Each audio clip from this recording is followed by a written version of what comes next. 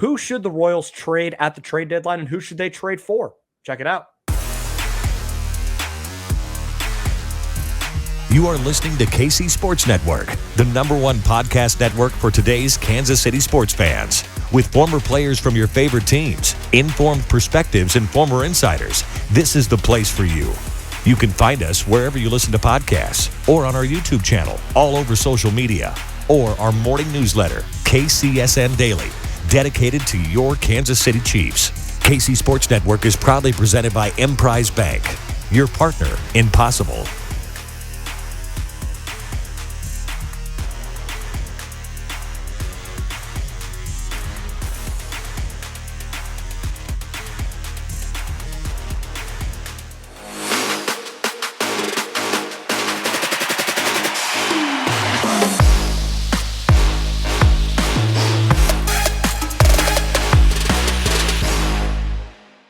What's up, y'all? This is One Royal Way here on Kansas City Sports Network. My name is Joel Penfield. Joining me tonight is Marcus Meade from Royals Weekly, who just expanded their podcast. Be sure to go subscribe and check out. They do fantastic work. They're on YouTube now. We'll find a way to link their stuff. They do really good work, and does the podcast with his brother. And I didn't know this, and I didn't know that you do it with someone who looks almost exactly like you. I was very confused when I see, and I'm like, why is Marcus on the screen twice? It definitely threw me for a loop there. We are twins, and so we often debate about who of us is better looking, and we have all the inside jokes and all that sort of stuff that come with that. But if you watch, you'll notice that he is. We look a little different sometimes. I shave my head as the way of cutting. He gets like a professional haircut from a professional person. I just shave all my hair off because it's all leaving me anyway. And so yeah, but there are very few differences. You're going to be a little thrown if you've never seen us in person. That on our YouTube channel now, Royals Weekly, where two people sitting side by side or in side by side screens who look very, very similar. Who's the older twin? Yes, he is by about 15 minutes, but okay. I'm the baby of all of them. So, well, there you go.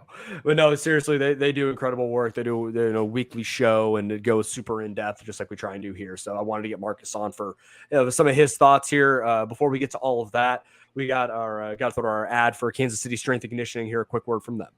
From the beginning, we knew right away that we wanted to do strength conditioning and a throwing program for the baseball and softball community. It wasn't something we were trying to back into or all of a sudden learn. We knew we were really good at coaching these skills from the get-go, and the fact that we're in the same business and the employees are all on the same page, we can write a program based off of what a kid needs, not just getting him stronger or faster from a general sense. It's what does this kid need? On the pitching end, we can say, hey, this kid needs such and such. He needs to do this or that better. A lot of times it turns out it's not something that needs to be fixed in the baseball cage or on the throwing mound. It actually needs to be fixed in the weight room. Thank you, as always, to KCSC for sponsoring this show. Be sure to go check them out if you have a baseball or softball player in the area that needs a place to train. So I feel like I am morally and contractually obligated to start this show by talking about Vinnie Pasquantino, so I'm going to do so. Why not? He's the most exciting thing about the team right now. No kidding. And I just want to keep hammering this to people because when you look at the box score stats or whatever you see on the board at the K or whatever, stats don't look super sexy. It's, $143 and OPS, a little like right in the mid 650s, which actually this year in baseball is about league average. So that's, that is what it is. He did get his first hit since our last recording, which was a home run on a line because of course that, I couldn't expect anything less from him, but he's gotten on base. Like I said, the on base percentage is at 379 coming into recording today here on Wednesday. So right now, it's a perfect example of good process and bad results. And when you look at the expected stats on Baseball Savant, expected batting average, expected slugging, which take into account the exit velocity and launch angle of batted ball events, and they can do the data to figure out the exit velocity and launch angle of a hit has an expected batting average of this based on thousands and thousands and thousands of batted ball data.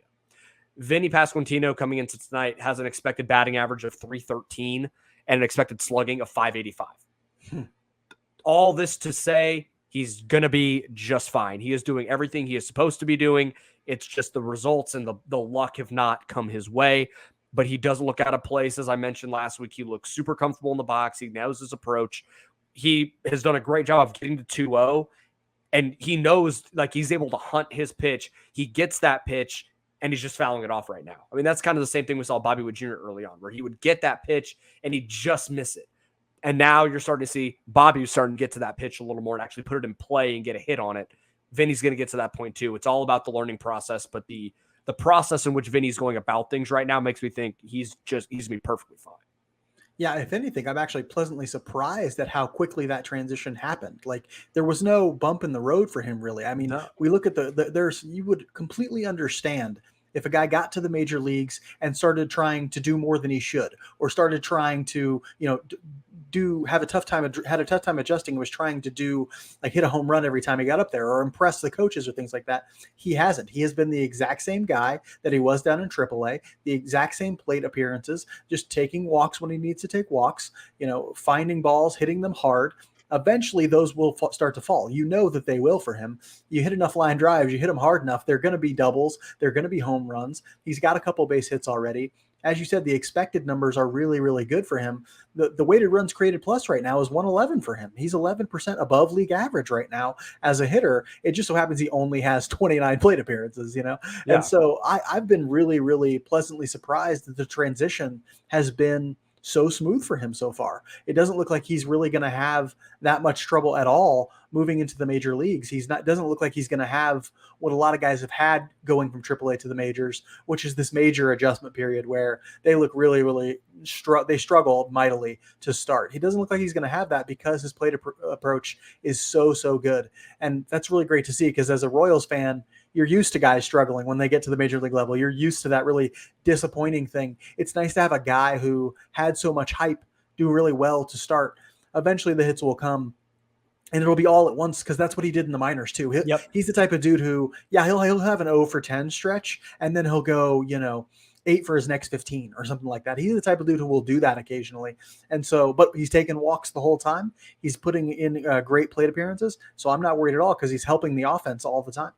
Vinny kind of staying within himself is part of the reason why he probably got called up before Nick Pratto. And this is not me taking a shot at Nick Pratto, but I think the strikeouts, part of Nick Pratto probably would have come out, and I think he would have struck out a hell of a lot more than Vinny has to this point.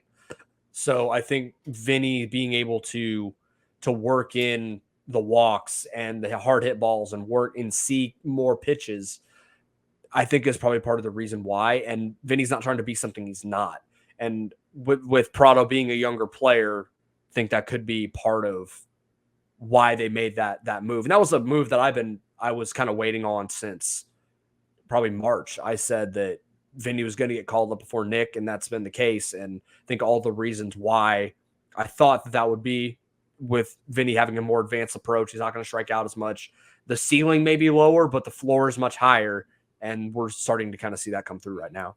Yeah, and I think that the floor is much more likely with Vinnie Pasquantino. And so Correct. while the floor with Pratto is, maybe the ceiling is higher with Pratto, but the odds of him ever hitting it are pretty long at this point. Oh, yeah. Because the odds of him like lowering his strikeout rate to, let's say, the low 20s, which would be great for him, the odds of that happening in the jump from AAA to the majors, or even while he's in the major leagues, aren't great. They're actually kind of pretty long. Maybe he'll be fine. He'll have a fine MLB career if he strikes out at 28, 29% and walks as frequently as he does and has that kind of power. He'll have a very good MLB career, and he'll help the Royals a lot. But his ceiling is if he could lower that strikeout rate to something like 20, 21%, then he'd really be dominating. He'd really be a valuable piece in the middle of the lineup.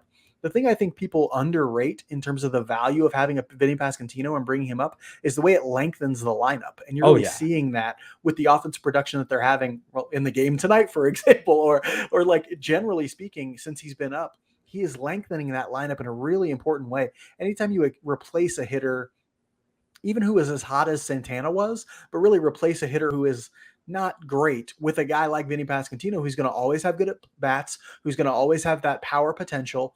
Anytime you do that, It lengthens that lineup. If anybody asks, like, what's the most important thing for an offense in Major League Baseball, I'm not saying having great hitters. I'm saying having a lot of good hitters. Look at Los Angeles, the Angels, the way Mike Trout and Shohei Ohtani are in that lineup, and sometimes they don't score that many runs because they have the two best players in baseball and a bunch of other guys who nobody would want on their team.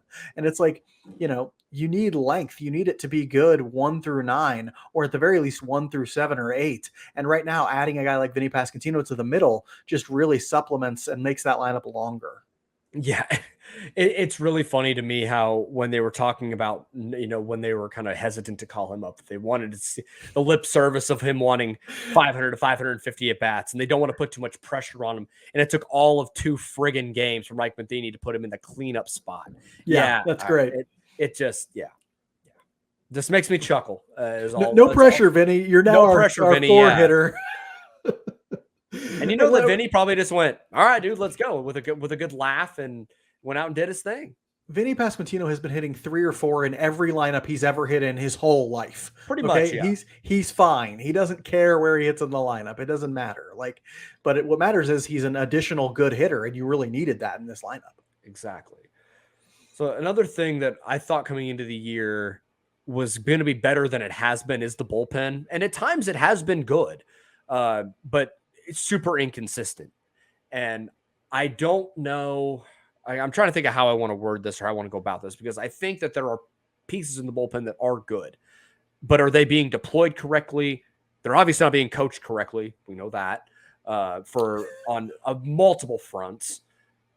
So I don't know where to put blame here. Like, I know Amir Garrett that signing has not worked out. It was a buy low trade. I have no issue with them making that move and hoping that it works. And I, for one, am shocked that Cal Eldred couldn't figure it out how to maximize him.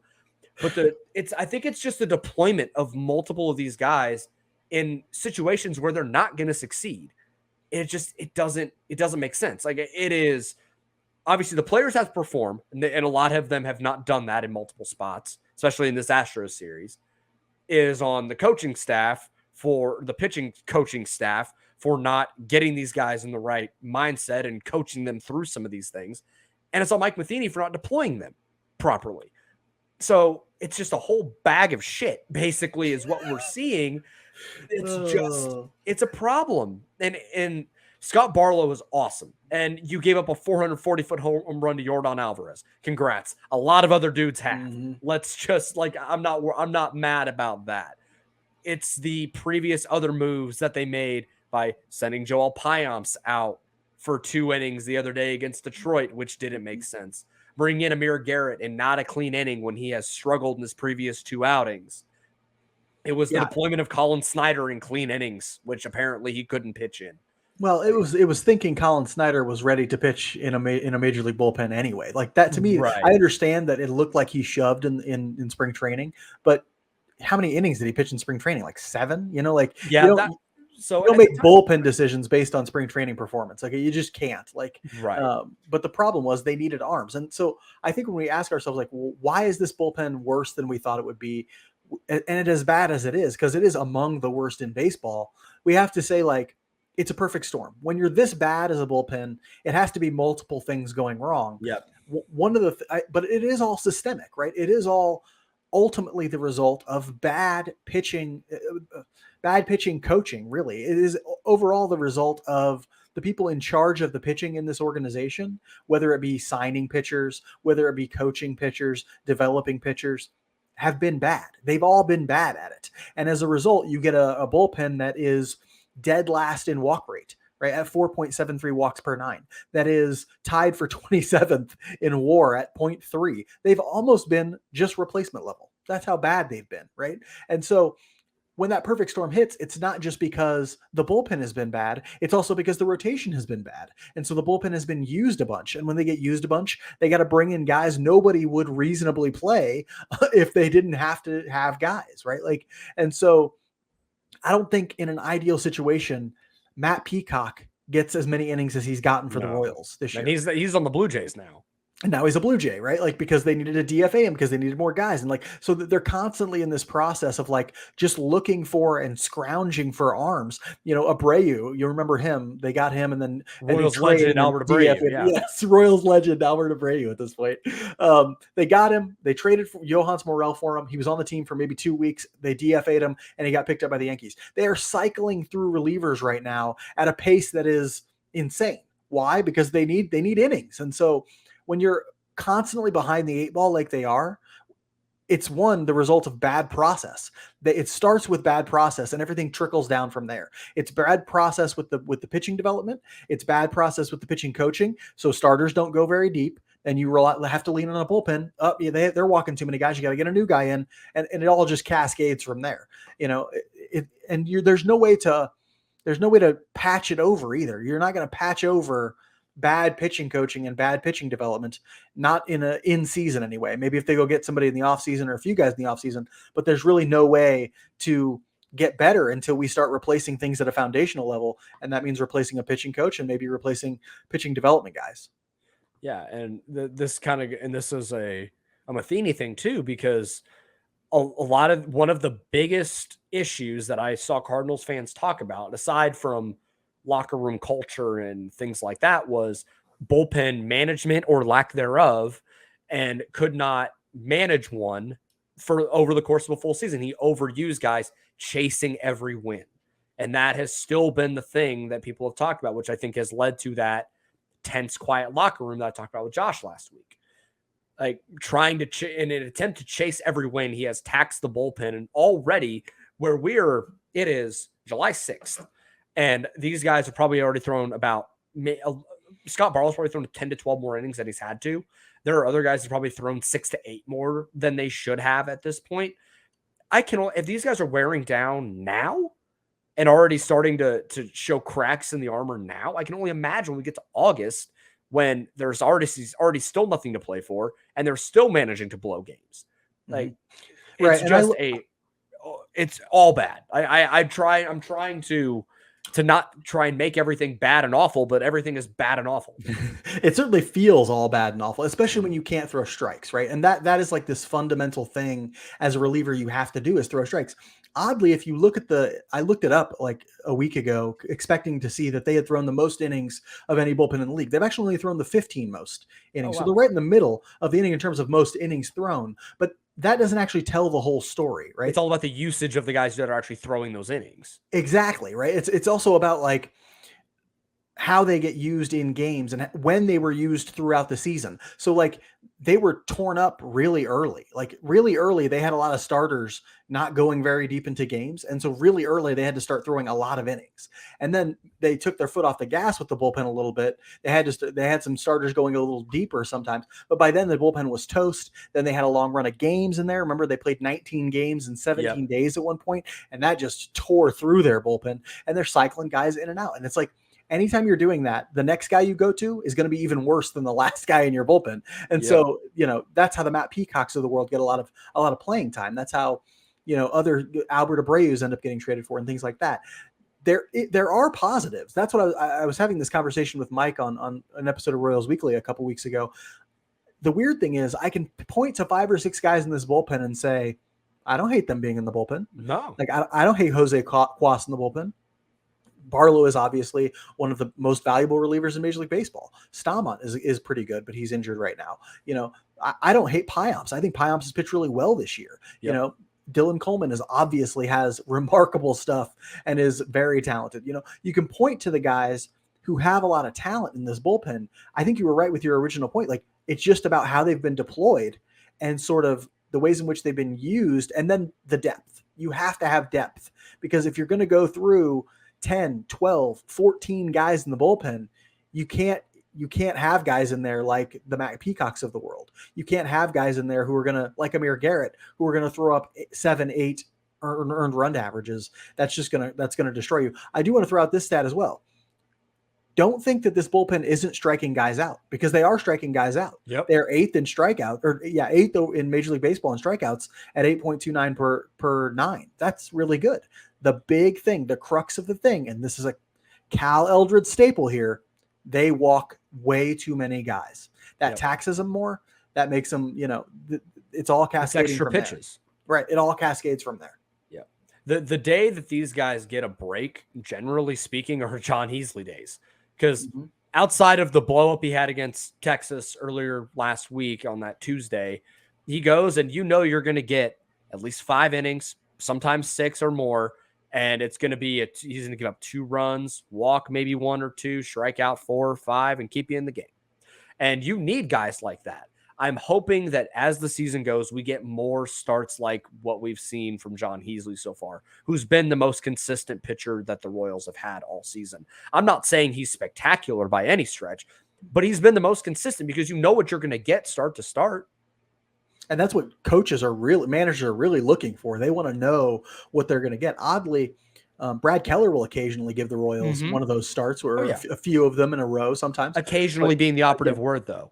Yeah, and that's the problem, right? Is you can't that you have to have guys in your rotation. Like, remember Easy Ed Volquez when he was with the Royals in their steady 14, Eddie. 15 run? Yeah, he was steady, and that's what was great about him. Even guys like Guthrie and Chris Young, you felt like you knew what you were going to get out of those kind of guys a lot of the time, especially in the years that they were really on. They need guys that they feel that they can feel like are reliable for them, even if it's going to be 3 runs in 6 innings.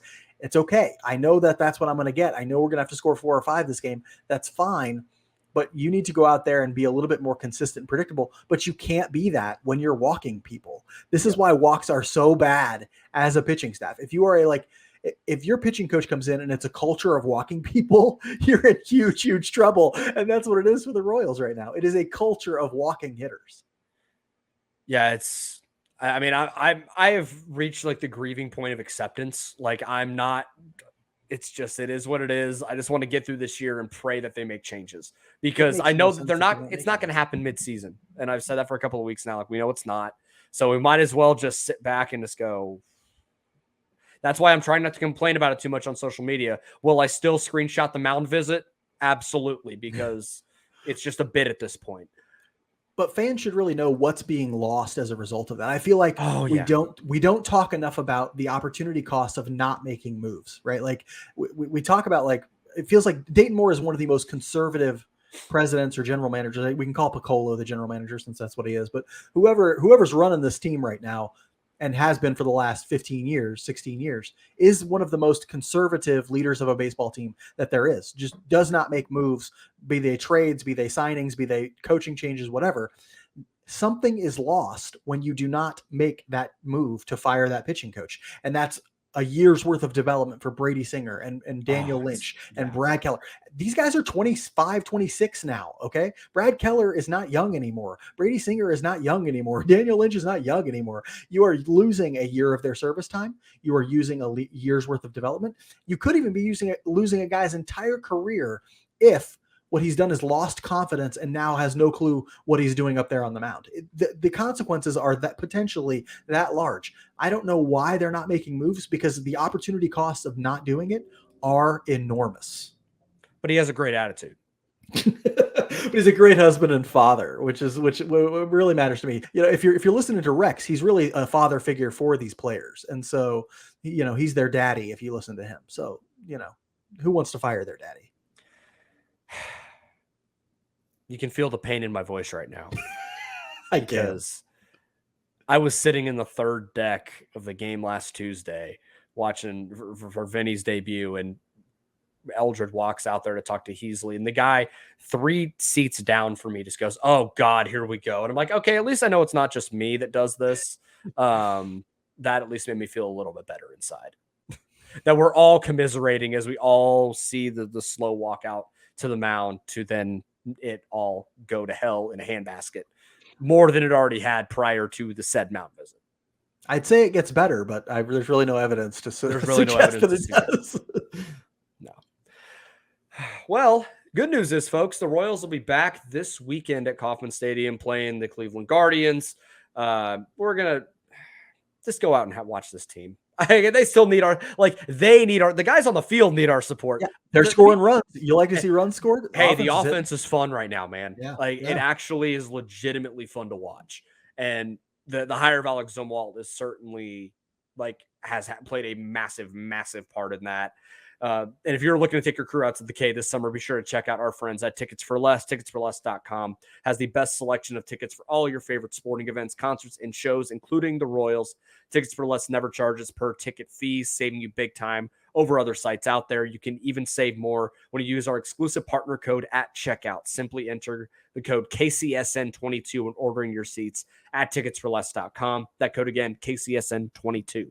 I used that when I went to the game last Tuesday for Vinny's debut, so it does work, and I'm not just serving you lip service here. So go and use it, check it out. You're supporting us, and you're supporting Tickets for Less. We will be right back. So I've made it a point on this show because I feel like with watching a last place team that I don't want to just sunshine pump because there's no reason to do that no one would pay attention. But I also don't want to be all doom and gloom. So I try and find some sort of balance. But I feel it is very cathartic to have some sort of little like airing of grievances, little mini session every episode now. So is there something you would like to vent about this week? There is one thing that got me earlier this week. Like, Okay. I'm a generally optimistic person, right? So I see the positives here. This team can hit. Their offense looks really good. Their future lineup looks really good.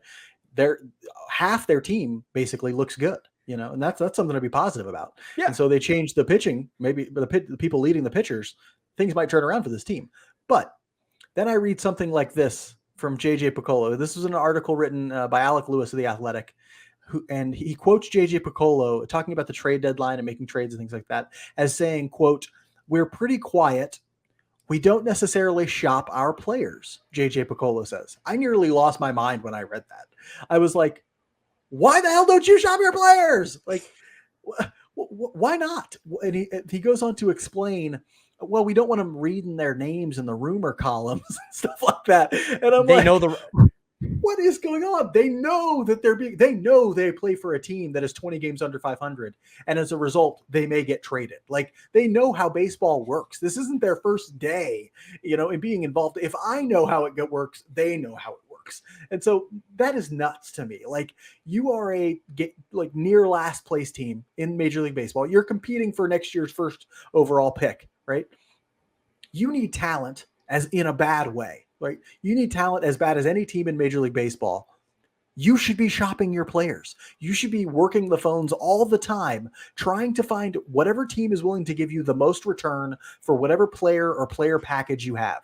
That is your job. You should be shopping your players. The notion that we're not going to do that because we don't want to hurt their feelings. I can't get on board with that. That is bonkers to me. I listened to that interview that Josh and Alex did on Royals Farm Report with Kyle Boddy. And he was talking, is it Boddy? I think that's Bodie. Bodie, Kyle Bodie. And he was talking about how people love Dayton Moore because he's loyal to his players and all this sort of stuff. But at the end of the day, it's a business and one team wins and 29 teams lose. And it's like, yes, please tell me that you understand that it is your job to get this team to win baseball games. With comments like, we're pretty quiet, we don't necessarily shop our players, I don't think they understand. That is showing that they do not understand that their job one is to win.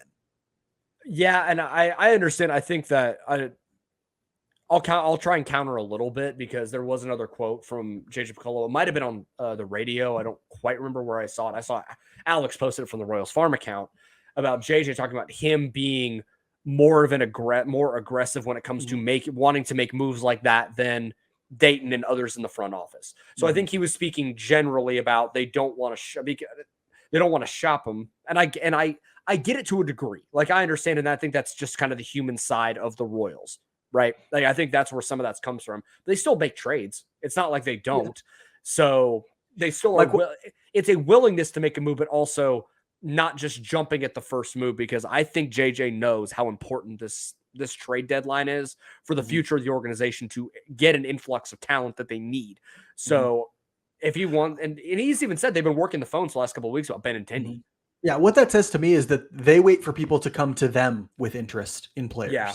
And I'm not that guy. Like, that's fair. I'm like you can identify the teams in the league who need a left fielder who can hit, right? You can identify the teams in the league. You should have a list of players that you're hopeful to trade, right? That you want to get, something in return for. And you should be out there talking to teams that need those things. You should be out there talking to teams that need a center fielder and maybe a reliever, or a left fielder and a reliever. You should be looking for things to do there and actively getting out there, because you don't know whether or not, you're leaving a team out who could be in on that player, who could have guys that you want, right? Like, you don't know if you're not reaching out to those teams who need those things. Like, so, I'm more of a be proactive than reactive when you're doing this sort of thing, especially when you need so much more talent, especially on the pitching end, like they do.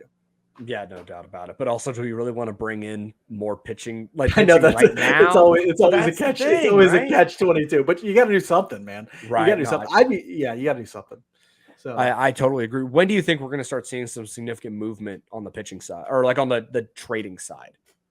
Let's see. Deadline's in early August. August 2nd, I believe. What's the schedule look like? Sometimes the schedule will sometimes dictate it. All-Star break is not next week, but the week after. It would not surprise me if we see some activity during the break to give guys time to travel and things like that. It wouldn't surprise me if we see some stuff during the break. I think if I were Dayton or JJ, I would be interested in getting those guys out as quickly as possible, because right now you have a log jam in some places, especially position player wise. In the outfield, there's a log jam. Like Kyle Isbell and Edward Olivares should both be playing 5 to 6 times a week.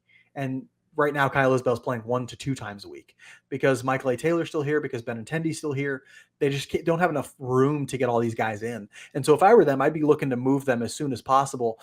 I don't know what they're doing. I don't know. Because I don't know the level of interest, because I don't even know if they're interested in shopping Michael A. Taylor at all. Yeah. Right? Like I would be, but I don't think they are. And so like Benintendi, I think, has got to be in the next week or two. Like, why would you hold on to him? You just risk injury. You risk, a dip in performance. It makes no sense to hang on to him for 3 or 4 weeks until the deadline. Get what you can now. There's got to be teams in on him now. Get it now, and then, get more of your guys in. So I'd say next week or two for Benintendi, it would be my expectation. I think that we'll see Andrew Benintendi go after the All-Star break.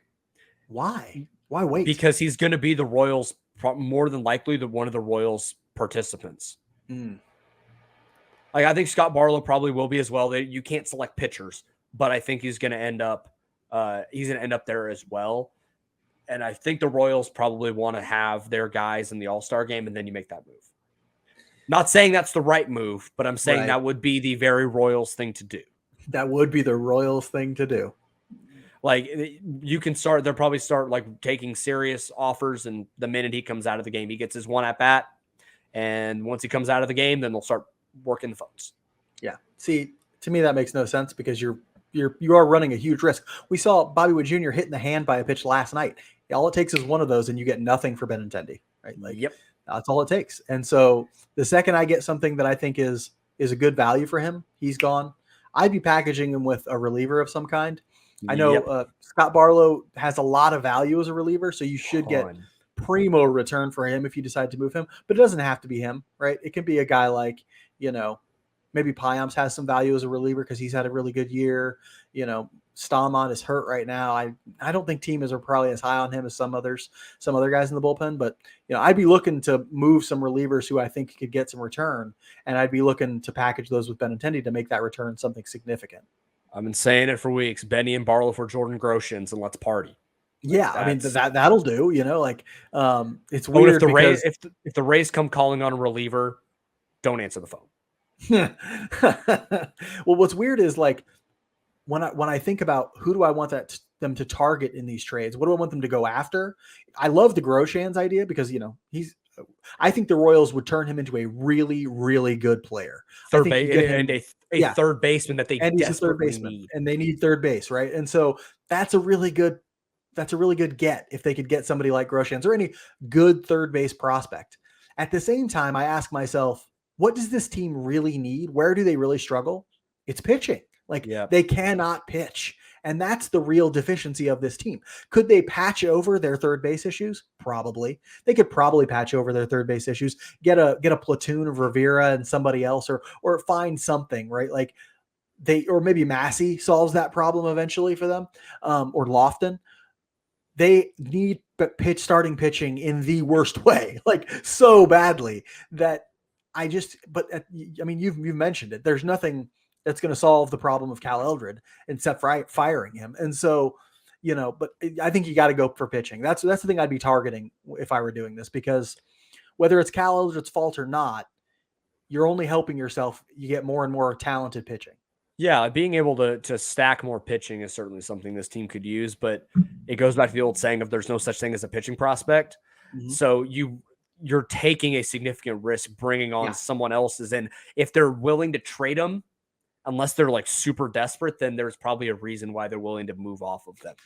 Well, I think of guys like Logan Allen in Cleveland. Now I know for some antiquated, stupid reason, Picollo and stuff like that would never trade in division, which I think is ridiculous. But a guy like Logan Allen for Cleveland, a team that is rich in pitching anyway, a guy who's in AAA, who's had a couple starts here, I think, or no, I'm thinking of a different guy. A guy who's in AAA, had a lot of success, but isn't like thought to be a front end guy. Yeah, he's the type of guy I would target, right? I want a guy like Logan Allen for Cleveland, and you know what? Honestly, they could use a center fielder if they want to make a run of some sort. Michael A. Taylor, bullpen arm, boom, you got Logan Allen. Maybe just Michael A. Taylor because he's got an extra year. But that type of pitcher, a guy who is successful right now in AAA, but is going to have a hard time breaking into their rotation, that's who I'd be targeting. Yeah, I think that would be a good move, but I don't think they would ever trade with Cleveland. They will never do it. They will never do it. Michael A. Taylor to Philly feels way too obvious, but I also don't know if I want to trade with Philly because their farm system is so horrifically bad. It is. That the return would be like, it would be kind of gross no matter who you get. What's the rule? And pardon me, because they changed so much with the new CBA. Could they trade for someone who is just drafted this year? Could Philly go out and draft somebody and they trade for them? I don't think so. I think that might have been something they carried over from the old CBA. Probably wouldn't be signed in time anyway, but yeah, you're right. I really don't like Philly's farm system either. And you're right, because he makes perfect sense there. Boy, what a defender like him would do for a team like that. Like sometimes you can have a really bad defensive team and you just plug in a guy in one of the most important defensive positions and you start looking way better defensively. I'd almost be, and I don't think they'd ever make this trade straight up or whatever. Like maybe the Royals have to throw somebody in like a AA pitcher or something just to sweeten the pot. But I'm confident enough in the Royals hitting development that maybe they can get something out of Mickey Moniak. Yeah, maybe. Yeah, those are guys we're targeting too. Yeah, that would be. I just thought of it. I hadn't really thought of that before. If you don't know who he is, he's like a former first-round pick. He was 1-1. Yeah, he was 1-1. Who has not panned out offensively yet, and so he's the type of guy who'd be kind of like a reclamation project for them. But you buy low there, and maybe their hitting development turns them into something special. I would stick him in AAA for the rest of the year. And just have him, and whenever he is not playing, he is in a cage with Drew Saylor and with a bucket of balls and a tee and just working on stuff. I trust the combination of Tosar, Zumwalt, and Saylor that I think they could get something out of him. I don't know if they would ever make that move. I don't know if the Phillies would make that move. But I think the Phillies would make that move. The Phillies are desperate enough. I think that they would be willing to. I think they'd make that move because I think they're waiting to give up on him. I think they're just waiting for something that'll get them value for him because, it just hasn't worked out for him there. And great, give him a change of scenery and maybe that'll work out. Another thing that is a radical idea that I hope the Royals are considering is trading with non-contending teams. So I think that they should think about, like there was talks of Frankie Montas before the season. What if they could get him and find a way to give him an extension? Like, you know what I'm saying? Like, I don't love it though. I know. Like, I am not very high on Frankie Montas. I know the Royals need pitching. They need reliable pitching. He's hurt right now. Like he left his start after one inning this past week. I think the A's overplayed their hand there by not sealing a deal either with the Royals or with anybody else. And maybe it's not him. Maybe it's a guy like him, a guy who's on a non-contending team, but like, okay, he's got a year left of starting pitching, maybe we think we can extend him if he comes in or something like that. Because honestly, this is dream scenario, right? I'm just talking in dreams right now. Let's say they fire their pitching coach this offseason and bring in somebody who knows what he's doing. There's no reason why this rotation and bullpen couldn't take a significant step forward. Yeah.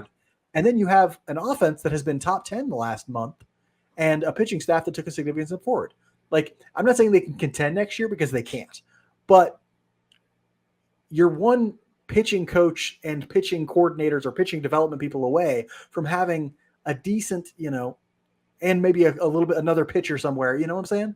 Like, don't sell on the idea that I'm fine with getting a guy who only has 1 year beyond this or 2 years beyond this. It doesn't have to be a prospect in my mind to be valuable for us. I know it seems like it does, but we got a lot of pitching prospects. We got a lot of good ones. It's coaching that's needed to help them. We might need a guy who helps bridge to them or who helps us be contenders, and maybe we can extend him or something like that. I think that would be useful for the Royals as well. What about a guy like German Marquez? I know he has not pitched well this year at all, but get him out of Coors. I'll take that.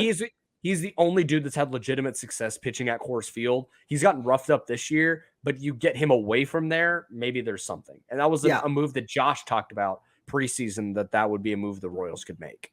Yeah, it's those types of moves that I think are going to be – they need to be thinking outside the box for what's going to help this rotation, because that's their biggest weakness. I know they know it. But they need to be thinking outside the box for ways to solve that problem. Step one will obviously be changing pitching coaches when the time comes. But for now, get whatever talent you can in the pitching pipeline, and hopefully it ends up, quantity over quality. You end up solving some of these rotation spots. Yep, absolutely. You have any final thoughts before we get out of here for this one, Marcus? My final thought is, let's revel in the excitement of this offense right now. Let's. I know it's easy to be down on Cal Eldred and the pitching staff, and it is bad, but at least we get to watch team score runs a lot. At least we get to watch much better plate appearances. This is the team I actually kind of thought it would be coming into the season. Struggle pitching, really good offense, and so let's watch a fireworks show every other night. That sounds fun to me. Just win one damn game in Houston. It's all. Win one game. I haven't checked on the score of the game right now, but we'll see. As of recording, it is, I believe, 4-1 Royals, 5-1 Royals. The bottom of the fourth. Hey. 5-1 bottom. 5-1 bottom four. Go the distance, Keller. You don't necessarily want to hand it to this bullpen right now. Not at the moment. Well, unless it's Scott Barlow. Make it to the ninth. Please make it to the eighth. Well, thank y'all so much for listening to this episode. Really appreciate it, and we will talk to you all next week.